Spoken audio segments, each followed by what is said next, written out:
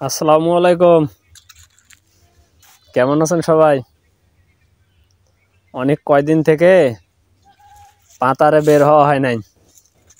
দেখি আজকে গিয়ে অবস্থাটা কি। মানুষ ধান কাটার আগেই তো মনে করেন যে আলু গাঁড়া শুরু করে দিয়েছে, ঠিক আছে। যেগুলো ফাঁকা ছিল সেগুলোতে আলু চাষ শুরু করে দিয়েছে, এবং যেগুলোর ধান কাটছে সেগুলোরও অবশ্য। আরে ভাতিজি, হ্যাঁ, কি খবর বাবা? সেগুলো ক্ষেতেরও মানুষ, মানে যেগুলোতে ধান রোপণ করছিল সেগুলো ধান কাটার পর আলু চাষ শুরু করে দিছে। তাহলে যাইতে পাশে একটা ক্ষেত দেখলাম, এখানে যৌথ চাষাবাদ শুরু হয়েছে। আপনারা দেখেন একটু, আপনাদেরকে দেখাচ্ছি আমি। দেখেন,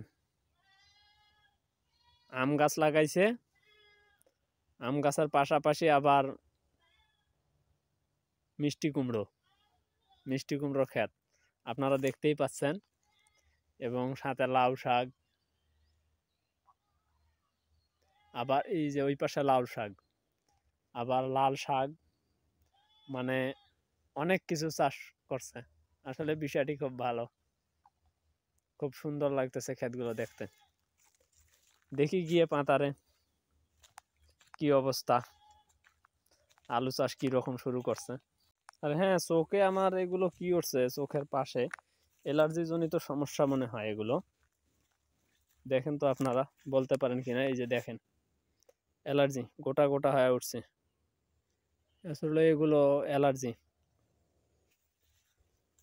চুলকাচ্ছে একটু বেশি করি, মানে চুলকাইলেই আবার ঝান যায়, জলে কি এক অবস্থা। ভুঁইসা আসছে অলরেডি মানুষ। এপাশে আবার এই যে সরিষি, খুব সুন্দর সুন্দর সরিষে লাগাইছি, হেবি সুন্দর গাজন ক্ষমতা। দেখেন আপনারা,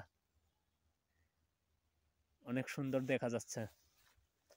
দেখি পাতারে গিয়ে আর একটু সামনে আগাইয়া দেখি আলু চাষ কিরকম শুরু করছে।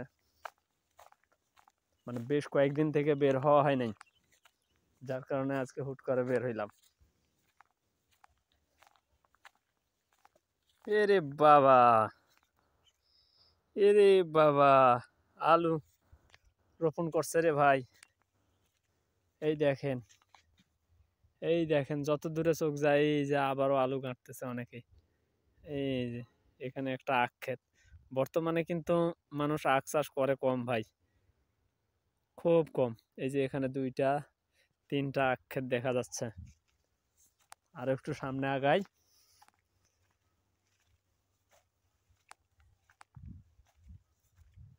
গত বছরের আলুই ভাই এখনো স্টোরে ভর্তি আছে। সেই আলুগুলোই কৃষক বের করতে পারেনি। আসলে কৃষকের অনেক দুর্দশা,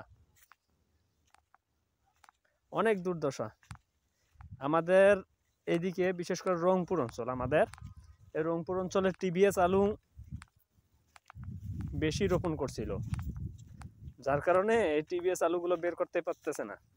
7 থেকে 8 টাকা কেজি দিচ্ছে, 7 থেকে 8 টাকা কেজি দিলে স্টোর খরচ হইতো 8 টাকা, তাহলে কৃষকের থাকে কি?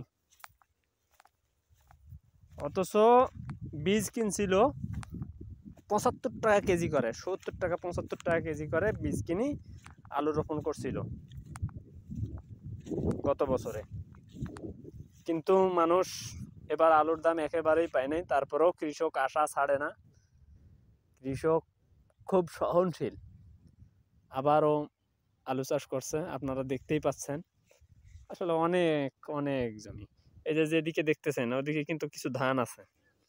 এই ধান বাড়িগুলো কাটার পর, ধান ক্ষেতগুলো কাটার পর আবারও আলু রোপণ করবে এগুলো। এই যেগুলো দেখতেছেন ধান ক্ষেত, এই যে ওইদিকে কাটছে অনেকগুলো, আবার এই যে ওইদিকে কাটতেছে অনেকে। এগুলোতে সবগুলোতে ভাই কিন্তু আলু রোপণ করবে, প্রচুর প্রচুর আলু রোপণ করবে।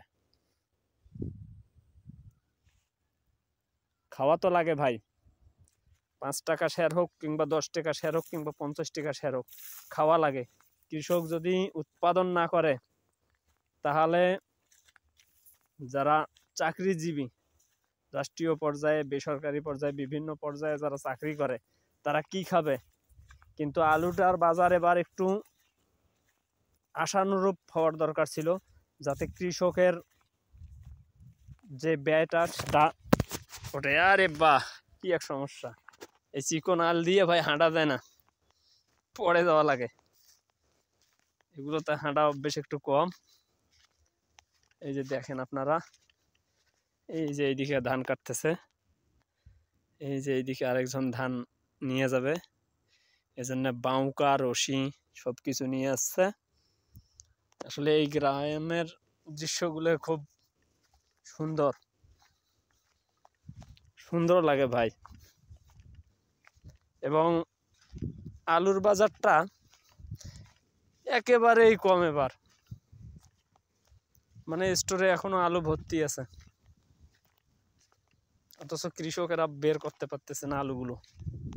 যদি 22 থেকে 25 টাকা রেট থাকতো, তারপরেও 10-15 টাকা করে টিকতো। এটা ভালো হতো, কি বলেন আপনারা? কিন্তু সেখানে 8 টাকা শের, কৃষকের মরে যাওয়া কথা না। এই দেখেন, এটা একটা ছোট পাতার, আর একটা পাতার আছে আমাদের অন্য পাশে, সে পাতাটা আরো বড়। তো সেখানে আলু মনে হয় আরো বেশি রোপণ করছে। যেদিকে চোখ যায় ভাই সেই দিকে শুধু আলু আর আলু, বুঝছেন? তবে আজকের রোদ কিন্তু ভাই অনেকটা বেশি, অনেক বেশি রোদ আজকে, যার কারণে ক্যামেরায় ফোকাসটা ভালো আসতেছে না, অনেক রোদ বেশি। এই যে দেখেন আলু ক্ষেত, এই যে দেখেন, এগুলো 4 থেকে 5 দিনের মধ্যেই সেচ দিবে সবগুলোতে, বুঝছেন? সবগুলোতে সেচ দেবে।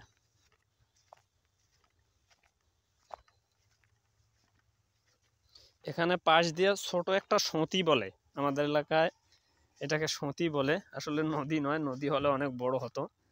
একটা আর কি নালার মতন চলে গেছে বড়, আপনাদের একটা পাশ দিয়ে ছোট নালা চলে গেছে, এটাতে মানুষ মাছ মারে, যখন পানি হয় তখন মাছ মারে। এটা অনেকটা বড়, মানে প্রস্থে ছোট কিন্তু লম্বা অনেক বেশি। এই আপনার হাইওয়ে রোড থেকে, এই যে গাছগুলো দেখতে পাচ্ছেন, এই হাইওয়ে রোড থেকে এই পর্যন্ত চলে গেছে, এখানে এই পাশ দিয়ে চলে গেছে আরো প্রায় 5-7 কিলো।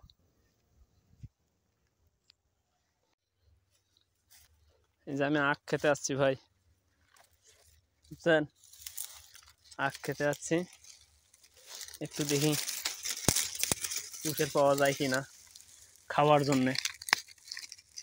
এটাকে আমাদের এদিকে কুষার বলে, বুঝছেন? আপনাদের এদিকে কি বলে জানি না, আপনারা বলবেন। এই মোবাইল পড়ে গেছে।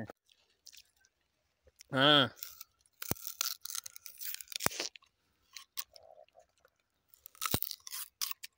আখ খেতে কিন্তু ভাই ভালো লাগে, শক্ত। এই যে ভিতরে দেখেন আখের যখন হয়ে গেছে অস্প্রচুর, খেতে খুব মিষ্টি লাগে, কিন্তু জখম হয়ে গেছে ভিতরে, আর খাওয়া হবে না, ঠিক আছে, নষ্ট হয়ে গেছে। তো আপনারা ভালো থাকেন, আমি আখ খাই, ঠিক আছে, বাই বাই।